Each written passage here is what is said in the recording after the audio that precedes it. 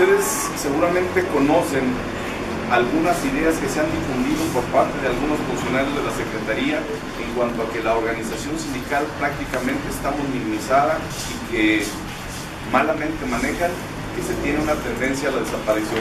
Por el contrario, y con elementos no solamente con juicios personales o con ideas unilaterales, yo les quiero hacer una remembranza de que no coincidimos en absoluto de esa postura que tienen algunos funcionarios de la Secretaría. No menciono nombres porque cada quien debe de saber y ser responsable de lo que ha expresado.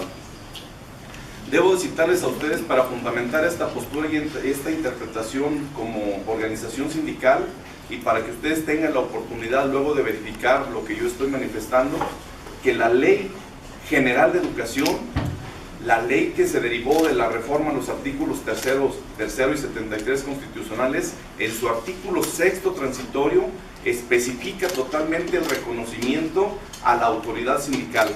Verifiquen el dato cuando tengan la oportunidad, por eso los estoy citando con esta calma. Verifiquen ustedes también que el artículo 33 de la Ley General del Servicio Profesional Docente hace referencia también al reconocimiento de la organización sindical y a la posibilidad, no posibilidad, sino al señalamiento que se hace a la autoridad educativa de ese reconocimiento a la organización sindical, pero además como titular de la relación colectiva de trabajo, y además hace el señalamiento que se darán las facilidades para que en todos los procesos, específicamente como este de cambio, existan las facilidades para que la organización sindical tenga la función de observador y vigilante de los procesos. Situación que destaco aquí en el estado de Zacatecas, no ha habido la condición, aún que he tenido algunas pláticas con el secretario de Educación en ese marco de buscar un acercamiento, no en un afán de incidir negativamente en los procesos de cambio, sino precisamente para cumplir con esa función que la misma ley nos asigna.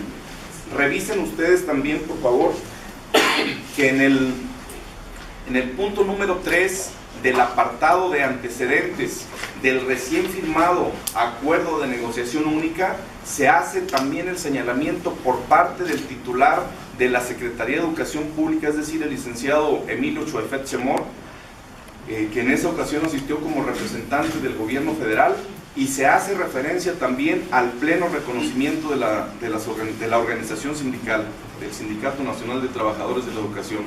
Verifiquen también, por favor, ustedes, que en el artículo 6º de la Ley General de Educación, la recién aprobada Ley Estatal de Educación, el pasado 2 de abril, ahí también la autoridad educativa estatal hace un pleno reconocimiento, refrenda ese reconocimiento a la organización sindical.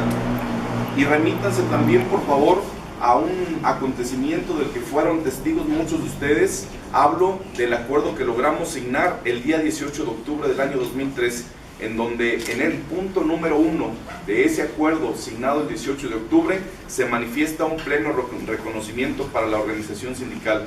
Pero tal parece pues que bajo ese escenario, no la autoridad educativa, porque no quiero que esto se preste a confusiones, no la autoridad educativa, porque de acuerdo con la Ley Estatal de Educación, la autoridad educativa la representa el gobernador del estado. Hablo específicamente de funcionarios de Secretaría de Educación. Tal parece que no quieren hacer una interpretación acorde a la realidad y a los mismos compromisos que ellos han signado. Hablo de ley estatal, hablo de acuerdo del 18 de octubre.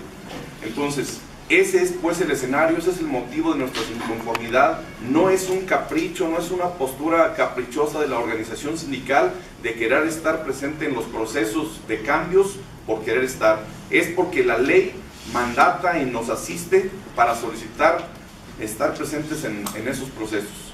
¿Cuáles son las inconsistencias que desde nuestro punto de vista estamos detectando? Primero, una negativa absoluta, una falta de compromiso, una falta de acuerdo de parte de los funcionarios de la Secretaría para llevar a cabo un proceso conjunto en la construcción de la convocatoria que rija este proceso. No queremos estar siendo partícipes o signar la convocatoria para que nuestro nombre y nuestra firma esté apareciendo ahí. No, simplemente queríamos ser vigilantes y estar atentos de que nuestros compañeros pudieran ejercer plenamente su derecho. ¿Y qué resultado tenemos? Una convocatoria publicada el viernes pasado y con un término de recepción de solicitudes al primer lunes de la semana siguiente. Es decir, la convocatoria se publica un viernes, estuvo publicada el sábado, el domingo, y el lunes cerraba el plazo de recepción de solicitudes a las 3 de la tarde. Una convocatoria que considera en el caso de secundarias, específicamente en el nivel de secundarias, un proceso de asignación o de incremento, asignación de horas o de incrementos en el que no hay el mecanismo al que ya estábamos acostumbrados de que fuera un ejercicio presencial y transparente donde cada trabajador ejerciera su derecho, sino un ejercicio en el que, según esa convocatoria, será una comisión la que determine los incrementos de nuestros compañeros. Y eso, desde nuestro punto de vista, es definitivamente regresar a esquemas que ya habían sido superados totalmente en el caso de Zacatecas. Una convocatoria y una falta de acuerdo absoluto para saber cuál es el profesiograma que va a regir ese proceso de incrementos. Les doy un dato. Existe un profesiograma que era el que señalaba cuáles eran los perfiles profesionales o perfiles académicos para poder ingresar al subsistema de secundarias. Bueno, para todos los niveles, pero hablo específicamente de secundarias. Pero luego, no sé si tengan alguna referencia, ahorita lo preciso, en 1997, 2007, hubo una determinación de quien entonces era titular de la Secretaría de Educación de emitir un nuevo profesiograma totalmente salido desde nuestro punto de vista de la realidad y las exigencias de nuestro contexto educativo, que fue motivo incluso de llevarlo a un juicio ante el Tribunal de Conciliación y Arbitraje, y que esa instancia resolvió a favor de la organización sindical el planteamiento que estábamos haciendo de la obsolescencia de ese profesorama. Bueno, pues ante ese escenario no tenemos ni se ha especificado todavía cuál es el profesorama que estará rigiendo los procesos de cambio. Si será con el que tradicionalmente se estaban considerando los perfiles de desempeño, o ese de 2007 que, recalco, fue sancionado por el Tribunal de Conciliación y Arbitraje. Esas situaciones son pues las que específicamente motivan al que tengamos que valernos de su valiosísima aportación, la valiosísima trascendencia que tienen ustedes en el ámbito de la comunicación aquí en nuestro estado, para hacer patente la inconformidad que tenemos como organización sindical. Y recalco lo siguiente: no es en un afán de reclamar lo que no nos corresponde. Somos, de acuerdo con la ley, de acuerdo con todos los mandatos jurídicos, quienes tenemos el reconocimiento y por consecuencia la obligación de representar los intereses de los trabajadores de la educación, y ante esos acontecimientos es que nos vemos motivados a hacer este tipo de reclamos por esta vía. Hace un momento hacía el señalamiento de que no quería que mis palabras se prestaran a alguna confusión. Nos estamos valiendo de este mecanismo para poder hacer sentir nuestra inconformidad al titular del Poder Ejecutivo de nuestro estado, es decir, al gobernador del estado. Conocemos de la sensibilidad, de la preocupación que tiene siempre porque en el estado exista un verdadero respeto al marco de derecho. Sin embargo, nos valemos de este mecanismo para hacer una denuncia ante él de la conducta de los funcionarios de la dependencia, en este caso Secretaría de Educación. Quiero dejar bien claro, es valernos de este mecanismo para tocar la sensibilidad del señor gobernador y poder dar a conocer también a nuestros compañeros que estamos atendiendo la problemática que les aqueja y la incertidumbre que se tiene, la gran incertidumbre, destaco ese término, la gran incertidumbre que tienen nuestros compañeros por un proceso que no tiene absolutamente ninguna claridad en cómo se va a llevar a cabo.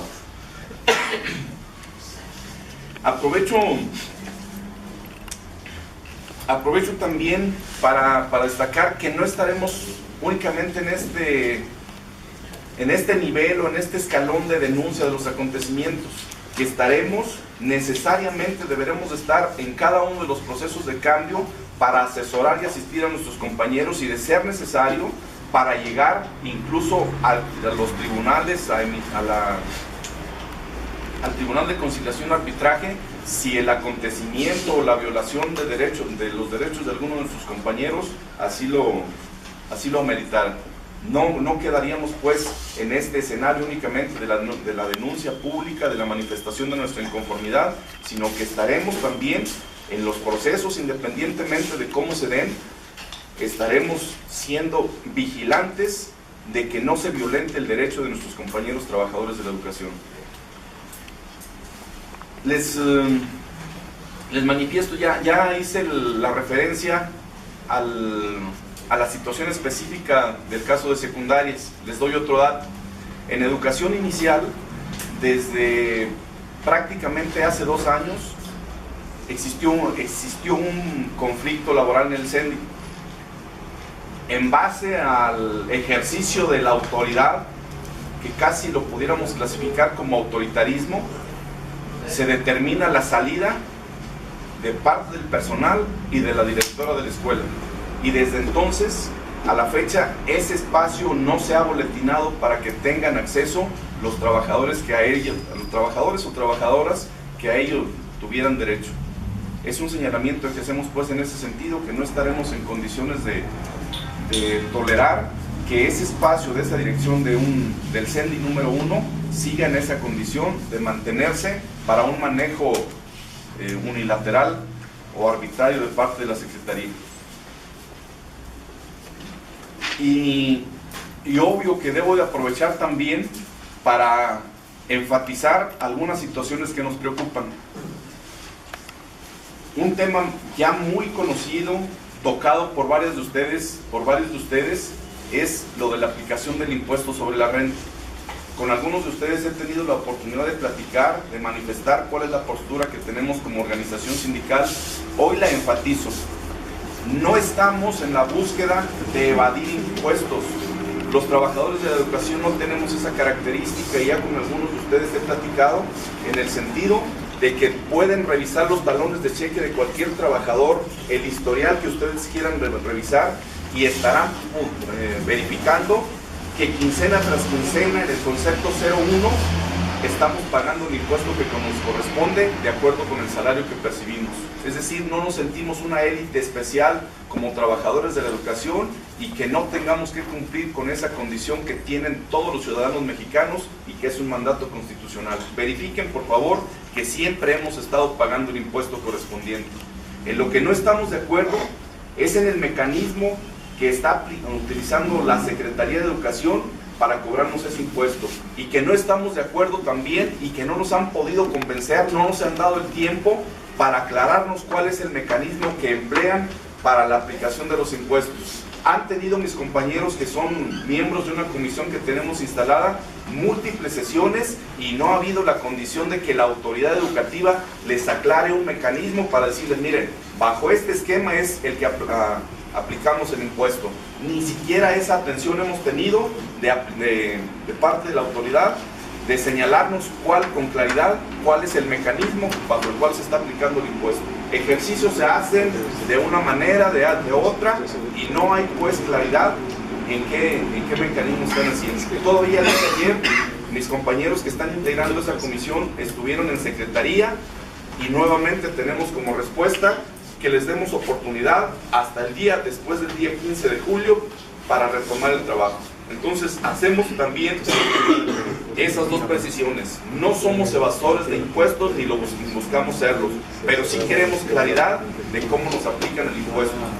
Otro tema que también es de interés común para ustedes, y obvio de gran preocupación e interés para nosotros. Desde el año 2002, también aquí hago la aclaración porque luego vi una nota en uno de los medios de comunicación que hacía referencia de que qué pensaría la sociedad de los maestros que queremos convertirnos en evasores de impuestos.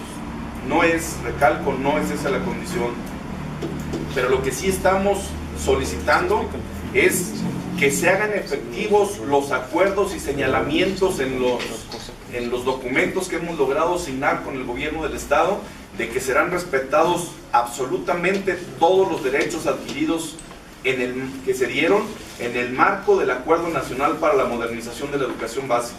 Recuerden ustedes que el día 18 de mayo de 1992 se signa el Acuerdo Nacional para la Modernización de la Educación Básica entre quien entonces representaba al Poder Ejecutivo Federal y la organización sindical y los gobernadores de todas las entidades federativas. Ese acuerdo, signado en esa fecha, permitía precisamente el modelo de negociación que estuvimos llevando a cabo hasta el año 2003. La negociación que llevaba a cabo el Comité Ejecutivo Nacional, que correspondía al incremento salarial y al incremento en las prestaciones. Y una segunda etapa que se llevaba a cabo en las entidades, precisamente enmarcadas en ese acuerdo que les acabo de citar, y que nos daba la oportunidad de hacer algún incremento a alguna de las prestaciones que ya teníamos. Entonces, en ese marco que acabo de citar del Acuerdo Nacional para la Educación Básica, que no era una circunstancia anómala ni fuera de la ley porque estaba enmarcada dentro de ese mecanismo que les acabo de describir, se lograron obtener algunas prestaciones adicionales, como el caso específico que desde el año 2002 el Comité Ejecutivo Nacional implementó un acuerdo con la representación federal y con la misma Secretaría de Hacienda de crear un concepto, una prestación que desafortunadamente a veces, para darlo a entender, se le asoció con las literales SU, y la primera palabra que viene a nuestra mente es SU, significa subsidio. No es un subsidio, es una prestación que tenemos obtenida desde el 2002, que se aplicaba en el pago de la prima vacacional y en el pago del aguinaldo. No es un subsidio, no estamos buscando evadir impuestos, sino que es el reclamo justo de una prestación que venimos recibiendo desde el año 2002. Esos son pues puntos aclaratorios para que sirva de referencia. Hago también el señalamiento, y aprovecho esta gran oportunidad que tengo entre los medios de comunicación, de señalar que por esa falta de determinación de parte de la autoridad educativa, en Zacatecas nuestros compañeros trabajadores de la educación que han tenido la necesidad, no el gusto, sino la necesidad de obtener algún crédito con las empresas que se dedican a ese tipo de situaciones, puedan ser beneficiarios del programa que signó nuestro presidente nacional, el maestro Juan Díaz de la Torre, con el titular del Poder Ejecutivo, el licenciado y presidente de los Estados Unidos Mexicanos, el licenciado Enrique Peña Nieto. Ese acontecimiento, tal vez ustedes lo tengan presente y recordarán que se dio desde noviembre del año pasado. Aquí en Zacatecas es fecha de que no hemos podido arrancar ese programa que beneficia a nuestros compañeros, que les permite tener una mayor solvencia económica, a pesar que desde el día 14 de febrero, por oficio, le solicitamos a la Secretaría de Educación un código de descuento para poder operar dicho programa. Es fecha que, aunque lo hicimos en ese día que les estoy citando y que ha sido planteamiento reiterado, no se ha podido arrancar. Entonces, son los motivos principales que nos han orillado a valernos de estos valiosos medios de información para recalcar, buscar la sensibilidad que caracteriza al ciudadano gobernador, y esa preocupación que tiene constante de que los ciudadanos de Zacatecas, que le responsabilizaron de esa encomienda de gobernarlos, estén en las mejores condiciones.